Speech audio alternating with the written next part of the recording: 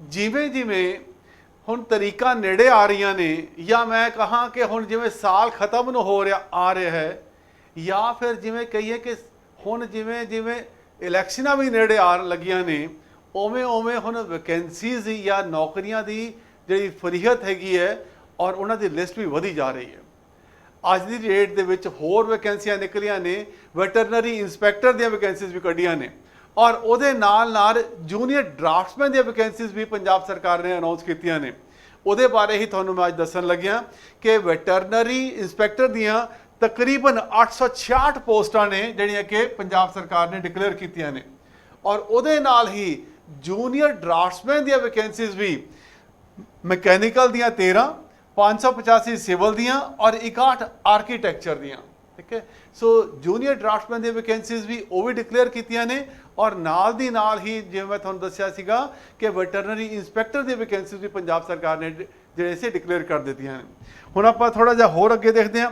ਇਹਨਾਂ ਦੀ ਸਾਰੀ ਡਿਸਕ੍ਰਿਪਸ਼ਨ ਤੁਹਾਨੂੰ ਜਿਹੜੀ ਸੀ ਉਹ ਇਸ ਵੀਡੀਓ ਦੇ ਨਾਲ ਐਡ ਮਿਲੇਗੀ ਤੁਹਾਨੂੰ, ਉੱਥੇ ਤੁਸੀਂ ਜਾ ਕੇ ਦੇਖ ਸਕਦੇ ਹੋ। ਤਰੀਕਾਂ ਕਦੋਂ ਪੇਪਰ ਹੋਏਗਾ ਨਹੀਂ ਡਿਕਲੇਅਰ ਹੋਈਆਂ, ਪਰ ਇੱਕ ਗੱਲ ਯਾਦ ਰੱਖਿਓ ਕਿ ਜਿਸ ਦਿਨ ਵੀ ਸਿਲੇਬਸ ਡਿਕਲੇਅਰ ਹੋਏਗਾ ਉਹਦੇ ਤਕਰੀਬਨ 20-25 ਦਿਨ ਦੇ ਵਿੱਚ ਪੇਪਰ ਹੋ ਜਾਣੇ ਨੇ।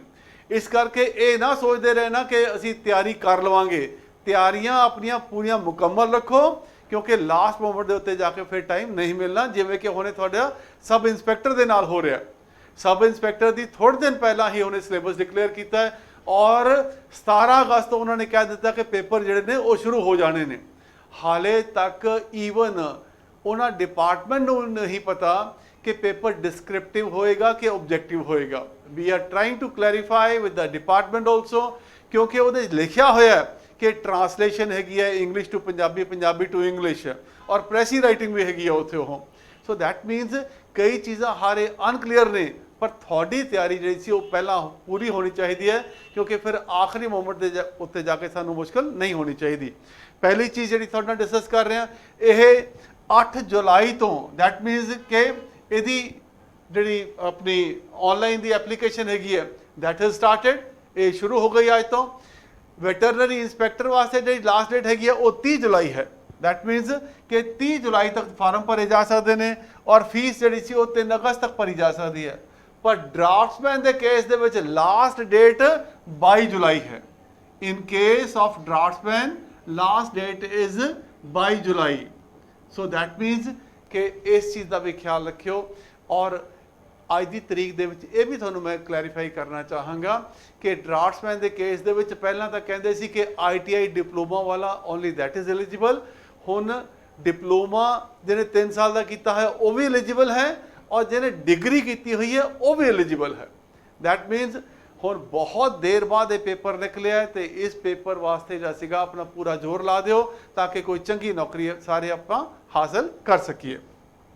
ਸੋ ਅੱਗੇ ਆਪਾਂ ਦੇਖਦੇ ਹਾਂ ਇਸ ਚੀਜ਼ ਦੇ ਵਿੱਚ, this is about the veterinary inspector. Different vacancy ਦਿੱਤੀਆਂ ਹੋਈਆਂ ਨੇ ਕਿ ਜਨਰਲ ਕੈਟੇਗਰੀ 'ਚ ਕਿੰਨੀਆਂ ਨੇ, ਇਕਨੋਮਿਕਲੀ ਵੀਕਰ ਸੈਕਸ਼ਨ 'ਚ ਕਿੰਨੀਆਂ ਨੇ। ਇਹਦੇ ਸਾਹਮਣੇ ਹੀ ਕਿ ਲੇਡੀਜ਼ ਵਾਸਤੇ ਕਿੰਨੀਆਂ ਵੈਕੈਂਸੀ ਰਿਜ਼ਰਵ ਹੈਗੀਆਂ ਉਹ ਵੀ ਦਿੱਤੀਆਂ ਹੋਈਆਂ ਨੇ, ਔਰ ਉਹਨਾਂ ਦਾ ਕੋਡ ਕੀ ਹੈ। ਜਦੋਂ ਫਾਰਮ ਭਰਨ ਲੱਗੋਗੇ ਤੁਹਾਨੂੰ ਇਸ ਕੋਡ ਦੀ ਜ਼ਰੂਰਤ ਪਏਗੀ। ਸੋ ਦੈਟ ਮੀਨਸ ਕਿ ਤੁਹਾਨੂੰ ਇਸ ਕੋਡ ਦਾ ਪਤਾ ਹੋਣਾ ਚਾਹੀਦਾ ਹੈ, ਉਸ ਵੇਲੇ ਫਿਰ ਕੋਈ ਗਲਤੀ ਨਾ ਹੋ ਜਾਏ। ਇਹ ਵੀ ਉਹੀ ਚੀਜ਼ ਹੈਗੀ ਹੈ, ਡਿਫਰੈਂਟ ਕੋਡ ਦਿੱਤੇ ਹੋਏ ਨੇ। So here are the vacancies and different codes. ਇਹਦੇ ਸਪੈਸ਼ਲ ਜਿਹੜੇ ਕੋਡ ਦਿੱਤੇ ਹੋਏ ਨੇ ਇਹਨਾਂ ਨੂੰ ਯਾਦ ਰੱਖਿਓ। ਇਹ ਕੋਡ ਦੇਖ ਕੇ ਧਿਆਨ ਨਾਲ ਪੜ੍ਹਨੇ ਨੇ, ਕਿਉਂਕਿ ਇਹ ਕੋਡ ਗਲਤ ਹੋ ਗਿਆ ਫਿਰ ਬਾਅਦ 'ਚ ਮੁਸ਼ਕਲ ਹੋ ਜਾਏਗੀ। ਇਹ ਨੰਬਰ ਆਫ ਵੈਕੈਂਸੀਜ਼ ਨੇ, ਔਰ ਉਹਨਾਂ 'ਚ ਕਿੰਨੀਆਂ ਰਾਖਵੀਆਂ ਨੇ ਫॉर द ਲੇਡੀਜ਼, ਇਹ ਇਨਫੋਰਮੇਸ਼ਨ ਤੁਹਾਨੂੰ ਸਾਹਮਣੇ ਦਿੱਤੀ ਗਈ ਹੈ।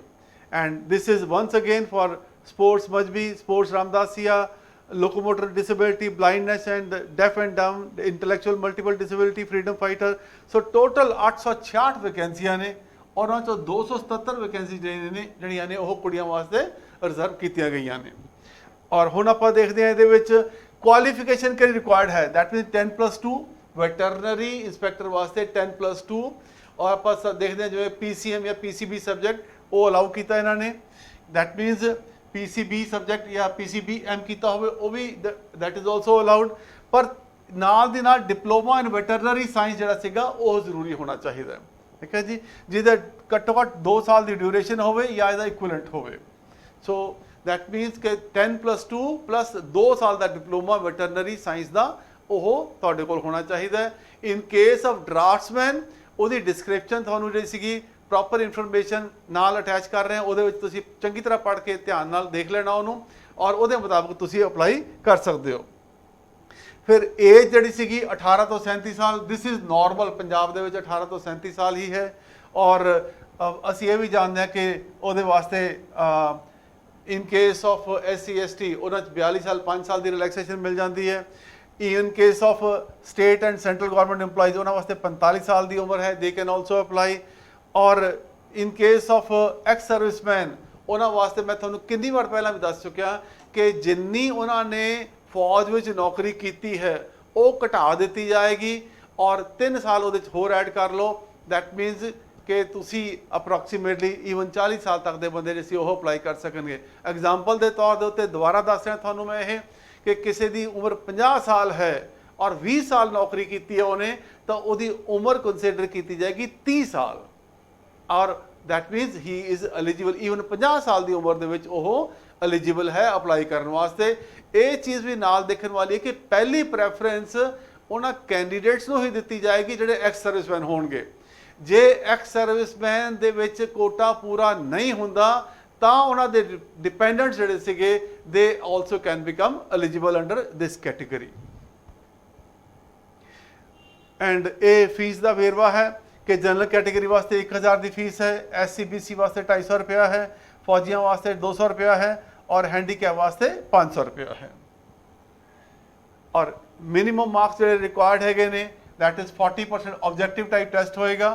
सिलेबस हाले आना हाले आया नहीं और घट्टो घट्ट 40% जो नंबर लैने ने वो ये वास्ते जरूरी ने।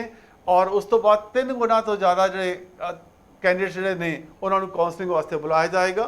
जोड़े 40% कैंडिडेट होंगे उन्होंने काउंसलिंग वास्ते बुलाया जाएगा। अगली इन्फॉर्मेशन होर तुहाडे नाल साझी की जाएगी जिवें जिवें इन्हां दी इन्फॉर्मेशन आएगी, की सिलेबस होएगा या पेपर कदों होएगा, वो इन्फॉर्मेशन जदों आएगी तुहाडे नाल ओह असीं साझी करांगे। वंस अगेन डेट्स दित्तियां होईयां ने कि 30 जुलाई तक फार्म भरे जाने ने, पर जूनीयर ड्राफ्ट्समैन के फॉर्म वो 22 जुलाई तक भरे जाने ने। यह याद रखियो, वो 22 जुलाई तक भरे जाने ने जूनीयर ड्राफ्ट्समैन वाले। ठीक है, सो दिस इज द सारी इन्फॉर्मेशन जी। और किवें फार्म भरे जाने ने वो बारे एक अलग वीडियो बना के थोड़े नाल वो भी असी शेयर करते हैं। ठीक है, सो विद दिस जल्दी जल्दी अपने फार्म भर लो। और बार बार मैं थोड़ा यही कहना होंदा कि वेट ना करते रहो कि लास्ट मोमेंट पर फार्म भरांगे, लास्ट मोमेंट के उत्ते हमेशा देर हो जाती है। जल्दी तो जल्दी अपने फार्म भर के अपनी नौकरियों वास्ते तैयारियां शुरू कर दो। Thank you.